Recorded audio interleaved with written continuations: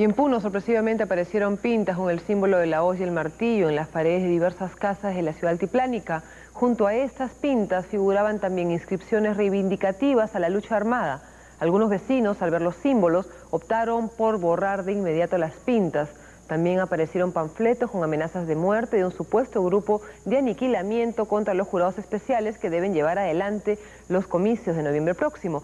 El prefecto de Puno, Edgar Frei Sancho, dijo que la policía investiga a fondo a las personas que buscan crear el caos en estos momentos. Militares acusados de torturar a Leonor La Rosa serían liberados en el transcurso de los próximos días al no hallárseles responsabilidad alguna en el caso de la ex agente del Servicio de Inteligencia del Ejército.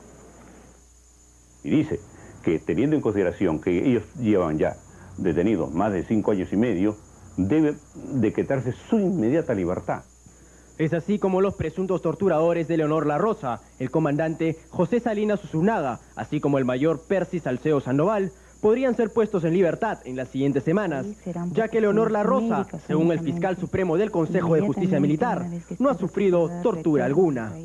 Ella lo que ha sufrido es a raíz de que fue sometida a un legrado uterino el día 21 de febrero de 1997, 2 paros cardiorrespiratorios que dieron lugar a que, lógicamente, con estos paros se deje de irrigar el cerebro y por eso es que se produce la situación en la que se encuentra.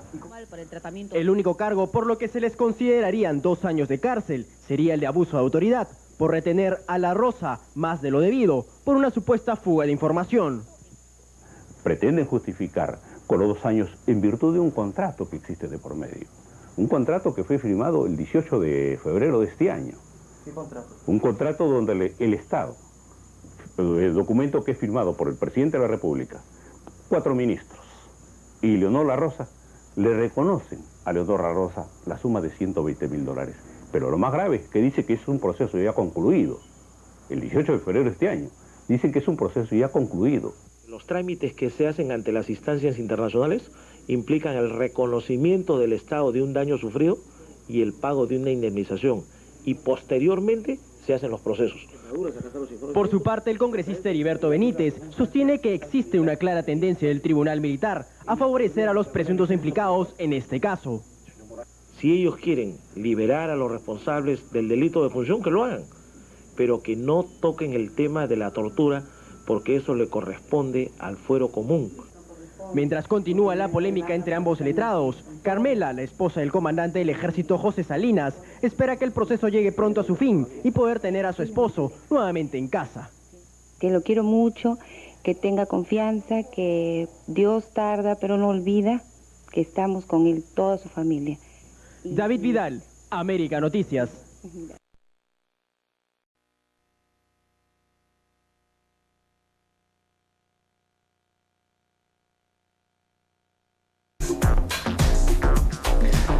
Amigos, estamos con el padre Gastón Garatea, el presidente de la Mesa Nacional de Lucha contra la Pobreza. Buenas noches, padre. Buenas noches. Gracias por estar con nosotros esta noche. Gracias también por invitarme. Padre, hay una noticia importante de las 900 mesas instaladas a nivel nacional, cubren ya el 40% de los distritos a nivel nacional, en las cuales en estas mesas se han elaborado los planes estratégicos concertados, y decía la noticia importante es que estos planes estratégicos han recibido una acogida bastante significativa de parte del Ministerio de Economía y Finanzas para la elaboración del Presupuesto General de la República del año 2003. Es la primera vez que el Ministerio de Economía y Finanzas recoge aquellas propuestas surgidas de mesas, en este caso de mesas hasta cierto punto descentralizadas, en el sentido de que son proyectos surgidos de los dispersos distritos a nivel nacional. Cuéntenos un poco acerca de estos planes estratégicos concertados y el lugar que van a ocupar dentro del presupuesto general de la República. Bien, yo creo que esto nace de una urgencia, una doble urgencia. Primero, una urgencia de escuchar a los pobres. Yo creo que muchas veces se ha trabajado por los pobres, pero no con los pobres, ¿no? Entonces se les mandaba, se hacían las cosas que los que no eran pobres pensaban que necesitaban los pobres. Es la característica del asistencialismo que usted ha combatido y combate tan enérgicamente. Eso es una cosa terrible. Y es una manera, pues, de menospreciar a la integridad del pobre. Yo digo, si los pobres son muy inteligentes, la prueba es que están vivos, ¿verdad? Cuando una persona sale todos los días a buscar trabajo y vuelve con algo y no encuentra trabajo, es que la persona se las ha ingeniado para hacer un cachuelito, ¿no? Somos un país de cachueleros, ¿no? Claro, de activar recursos, ¿no? Claro. Y que eso significa imaginación, que significa voluntad, que significa temple. Porque buscar trabajo es muy deprimente, ¿no? Pero ahí le hemos preguntado a los pobres qué ellos piensan que es lo más importante en su lugar. Y qué saben hacer, y qué pueden hacer. Esa es una primera cosa. En segundo lugar, hemos concertado entre Estado y sociedad civil, ¿no? Lo cual es, yo creo que es una cosa medio milagrosa, ¿no? Milagrosa y al mismo tiempo imprescindible. Imprescindible, porque el Estado no puede con la pobreza y la sociedad civil tampoco. Yo creo que si no se juntan, si no concertan, vamos a seguir lamentándonos de la pobreza que vivimos, que sufrimos y que va desestabilizando el país, ¿no? Porque a veces yo creo que mucha gente piensa que la política desestabiliza el país, y eso es verdad, pero mucho más la pobreza. Claro, usted lo ha dicho, ¿no? El Estado no puede con la pobreza, pero la pobreza tampoco está pudiendo con el Estado. Claro. Simplemente ahí hay un divorcio que está trayendo pues mucha inestabilidad, como usted lo menciona, ¿no? Y la otra cosa ha sido la acogida que nos ha dado el Ministerio de Economía frente a este tipo de propuestas, ¿no? Y creo que el Ministerio de Economía lo ha entendido muy bien, ¿no? Es decir, hay que invertir en aquello que puede dar resultado con la gente. Los planes estratégicos que ha hecho la misma gente no son perfectos, lejos de ser perfectos, pero son de la gente. Y esa gente se ha comprometido a ayudar a que esos planes se vuelvan realidad, ¿no? Eso es una primera cosa. Y creo que el Ministerio también ha tomado en cuenta otra cosa que es muy importante, son los niveles de pobreza a la hora de repartir el presupuesto, ¿no? Eso también es otra novedad. Antes era únicamente el número de habitantes, que es importante, pero mostrar pues que Huancavelica, que es lo más pobre del Perú, es muy importante y hay que darle más porque tiene menos, ¿no? Claro. Y el hecho de que tenga menos habitantes es por el hecho de que simplemente, precisamente por ser un departamento pobre, ha hecho que la gente se vaya, ¿no? Claro. No, yo creo que en ese sentido hemos hecho... la gente ha hecho un gran trabajo. Y esta cosa de concertación que cuesta mucho, porque la palabra es muy bonita, ¿no? Pero cuesta mucho concertar porque todo el mundo quiere que resulte lo de él, claro, ¿verdad? Y aquí ha sido, la cosa no es que resulte lo otro, sino que resulte lo que la gente necesita. Es que llega un momento en que cuando, digamos así, se toca a fondo, la gente simplemente ve los lazos de solidaridad fortalecidos, ¿no? Se olvidan, digamos, las pequeñas diferencias y a luchar todos juntos, ¿no? No, y hay otra realidad que yo pues la digo siempre porque me he tocado con ella, ¿no? Es verdad que ha habido mucha corrupción entre nosotros. Eso es una verdad terrible y yo ahora en estos 2 años me he enfrentado con ella. Pero la corrupción no es nada con la cantidad de gente buena y solidaria que quiere trabajar por su país. Y a esa gente hay que alentarla. Y esa es la gente que se nos ha acercado a nosotros, ¿no? Yo creo que las mesas de concertación, como no es un lugar que maneja plata, como no es un lugar donde se puede ganar algo, ha escogido justamente a esa gente que tiene esta calidad humana, ¿no? De querer trabajar por los demás. Eso es interesante, ¿no? En el sentido de que cómo la pobreza de alguna manera está protegida de la corrupción hasta cierto punto, por supuesto, en tanto que no hay mucho de qué valerse, ¿no? Pero digamos, la gente que se nos ha acercado no es únicamente la gente pobre, digo, hay mucha gente de niveles medios y altos, ¿no? Que ayuda en la mesa a la pobreza, ¿no? En su nivel, en su lugar, en su tierra, ¿no? Padre, una pregunta. Estos planes estratégicos concertados que surgen de la pluralidad de los distritos del Perú, es difícil resumirlos, pero ¿cómo podría usted señalar hacia dónde se orientan? ¿A qué tipo de proyectos, a qué tipo de propuestas principales? ¿Cuáles son las inquietudes, las inclinaciones espontáneas y naturales de estas mesas de concertación?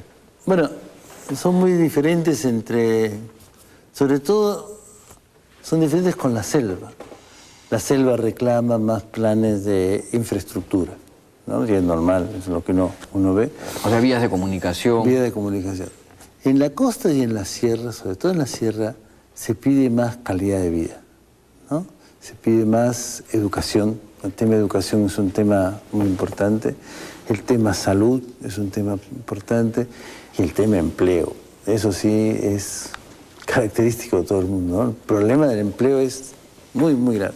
Y todos, cuando hacen sus proyectos, tienen en vista eso. Y usted mencionó que parte del punto de partida, digamos, de las mesas era preguntarle a la gente, a los ciudadanos, a los pobladores, qué saben hacer, hacia dónde quieren orientar sus energías, su entusiasmo, su actividad. El empleo es muy importante en ese sentido. Este reclamo por el empleo está muy relacionado con qué quieren hacer, qué pueden hacer, qué sienten que están en condiciones de poder desarrollar. ¿Hacia dónde siente usted que se orienta la energía laboral, digamos, de estas mesas de concertación? Bueno, en gran proporción a la agricultura. A la agricultura. Sigue siendo la gran esperanza. La gran esperanza y es el gran pariente pobre del asunto, ¿no? Yo creo que la agricultura estaba abandonada demasiados años, ¿no? Y ahora el problema es que la agricultura es muy cara, ¿no? Hacer cualquier proyecto de desarrollo agrícola. Es caro, es caro. Pero, sin embargo, eso es lo que a la gente le puede dar una estabilidad económica. Es sorprendente, ¿no? Es sorprendente cómo las dificultades agrícolas contrastan con el entusiasmo por desarrollar la agricultura, ¿no? Es una especie de fenómeno curioso. Sí. Y sobre todo en un país como este, donde el clima es tan decisivo, y el clima para los agricultores nunca es perfecto. Y no solamente el clima, sino incluso la geografía, ¿no? Claro. Porque los Andes no son pues precisamente el espacio ideal para desarrollar la agricultura, refiriéndome a que básicamente la mayor demanda está precisamente en la sierra y en la zona andina, ¿no? Sí. El Ministerio de Economía, tengo entendido, precísenos por favor, ha propuesto 9 departamentos piloto para llevar a cabo estos planes estratégicos concertados, de los cuales hay uno de estos 9 departamentos es en la costa, es Tacna, me parece. Después hay 1 o 2 en la selva, la mayoría son básicamente en la sierra. La sierra.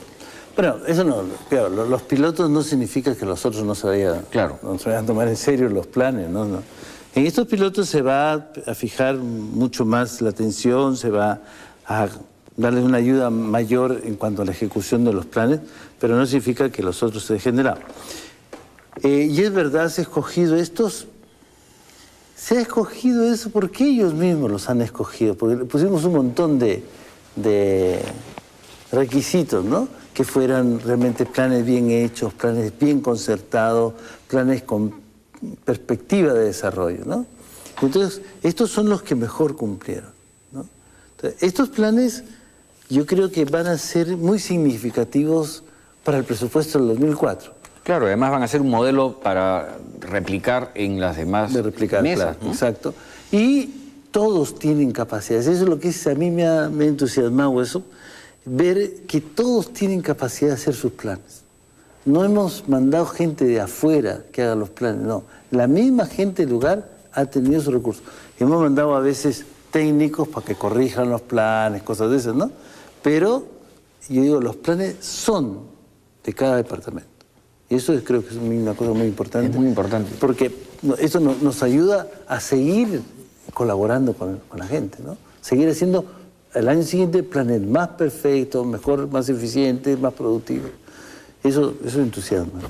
Padre Gastón, hay otra función, otra tarea que se ha propuesto, que ha asumido la Mesa Nacional de Lucha contra la Pobreza, que es la vigilancia que se ejerce sobre los distintos programas que existen precisamente para atender las necesidades de los sectores más pobres, para velar por la eficiencia de los programas, para velar por que se cumpla y se fiscalice la tarea de estos programas. Últimamente, lamentablemente, usted ha mencionado hace un momento la extensión de la corrupción en nuestro país.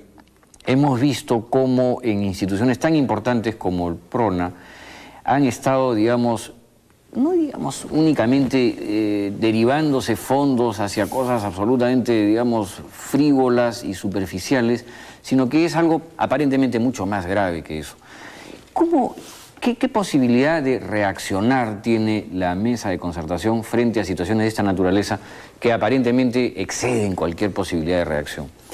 Yo creo que las mesas tienen esta función fiscalizadora, y fiscalizadora al interior de la mesa. Yo creo que la mesa puede lograr que los proyectos que se dice que se van a hacer, ¿verdad?, se hagan, ¿no? Es decir, en un espacio reducido, una mesa distrital, pongamos, ¿no? Si el alcalde dice, vamos a hacer tal obra, y pasa un tiempo y de la obra nada, en la mesa le pueden decir, bueno, ¿y qué pasó? ¿Qué pasó con esa obra? Y el alcalde tendrá que dar alguna explicación. Y si no puede dar explicación, la mesa lo denuncia, ¿no? Y creo que eso es una buena labor que hay que hacer. En el Perú no estamos muy acostumbrados a que nos fiscalicen, nos molesta la fiscalización. Y sin embargo la necesitamos a gritos. Así es. Yo creo que este asunto de la vigilancia ciudadana es un clamor nacional, ¿no? Esto no es una cosa, no es un invento de la mesa. Hay esta cosa extraña de sentirse ofendido porque alguien vigile. Sí, es una cosa, pero tenemos alma de sultanes, pues, ¿no? Y entonces el sultán se cree dueño. Y esto pasa mucho con el Estado, ¿no? El ciudadano que se le nombra empleado estatal se siente dueño y personaje, ¿verdad? Bueno, está bien porque se sienta, pero que deje que lo fiscalicen, ¿no? Yo creo que una cosa es que trabaje con mucho apego a su oficio, y otra cosa es que trabaje en secreto y que haga lo que le dé la gana con los dineros que recibe, ¿no? Yo creo que tenemos que acostumbrarnos a dar cuenta y a dar cuenta de tal forma que se entienda, ¿no? Hay esta necesidad, a propósito de lo que usted menciona, esta necesidad de servirse del poder, esa necesidad de llevar agua para el propio molino, que si bien puede ser un impulso más o menos comprensible en términos primitivos, es importantísimo saber renunciar al beneficio personal, ¿no? Bueno, hay una cosa muy evangélica, le digo yo, ¿no? Que es que para Jesucristo la autoridad es servicio. Y es un principio básico de convivencia humana. Pero es bien importante para lo que usted dice, porque usted como religioso, como representante de la Iglesia Católica, de alguna manera la Iglesia Católica ha tomado para sí como emblema el sentido de la pobreza. El sentido de la pobreza no en el sentido de la miseria, el sentido de la pobreza en el sentido de la sencillez, de la humildad y de la austeridad. Estamos en una época en donde la austeridad es una demanda, pero al mismo tiempo es muy difícil de ejercer. ¿Cómo podemos hacer para sentir que la austeridad no es un defecto o una disminución, ni nada que atente contra nuestra autoestima, sino todo lo contrario? Bueno, yo creo que en un país como el nuestro, donde hay tales niveles de pobreza, el entrar en contacto con el mundo de los pobres lo vuelve a uno austero. Uno siente que no puede despilfarrar, no puede darse lujo, ¿no? A mí me llama mucho la atención esta cosa del PRONA, que creo que también hay una cosa medio fabricada, ¿no? Pero me llama la atención cómo pueden haber caído ellos en una malversación, en un mal gasto, ¿no? Estando tan cerca de la gente que tiene hambre. Porque el PRONA está muy cerca de la gente, en todo el Perú. Debería estarlo, por lo menos, ¿no? No, ya está, yo creo que en muchos lugares, yo los he visto, por eso he estado de cura ahí, claro, en Puno, ¿no? Y los he visto trabajar, los he visto también manipular a la gente, ¿no? Pero yo creo que es una organización que necesita esta austeridad de vida por principio.